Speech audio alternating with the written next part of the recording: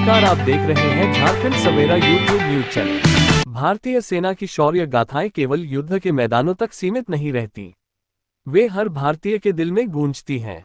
और जब उन वीर शहीदों को श्रद्धांजलि देने के लिए माताएं, बहनें और बेटियां आगे आती हैं, तो वह श्रद्धा एक जन आंदोलन बन जाती है।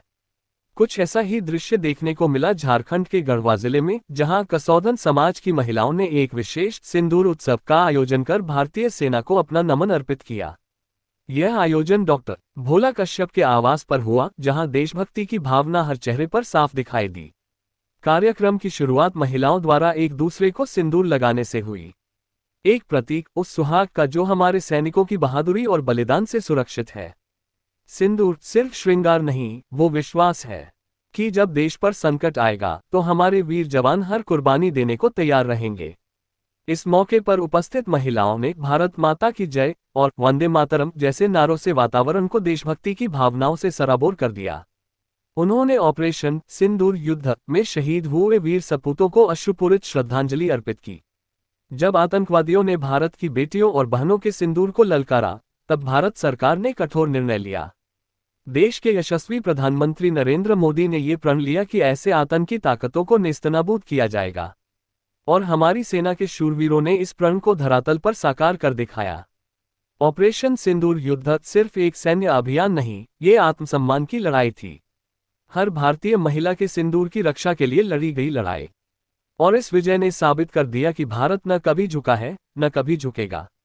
कार्यक्रम में कसौदन वैश्य समाज की अध्यक्ष कंचन कश्यप, अर्चना कश्यप, नमिता कश्यप, निधि कश्यप, सीमा कश्यप, ममता कश्यप और शोभा कश्यप सहित कई अन्य महिलाएं उपस्थित रहीं।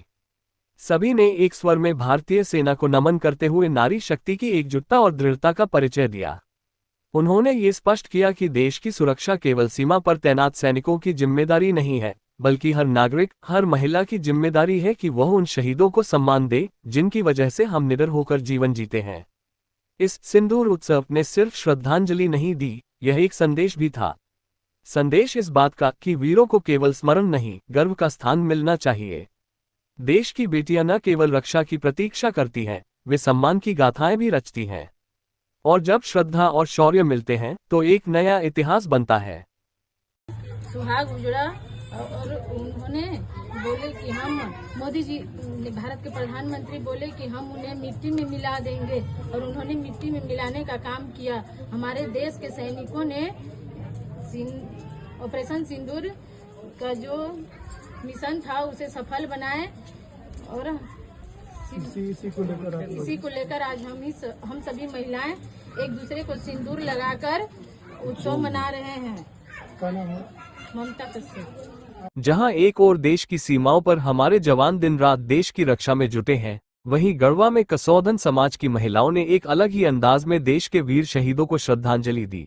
ऑपरेशन सिंदूर युद्ध की सफलता और उसमें शहीद हुए जवानों की वीरता को समर्पित सिंदूर उत्सव का आयोजन कर इन महिलाओं ने ये संदेश दिया कि देश की रक्षा केवल सेना की नहीं, बल्कि हर नागरिक की भावनाओं से जुड़ी होती है।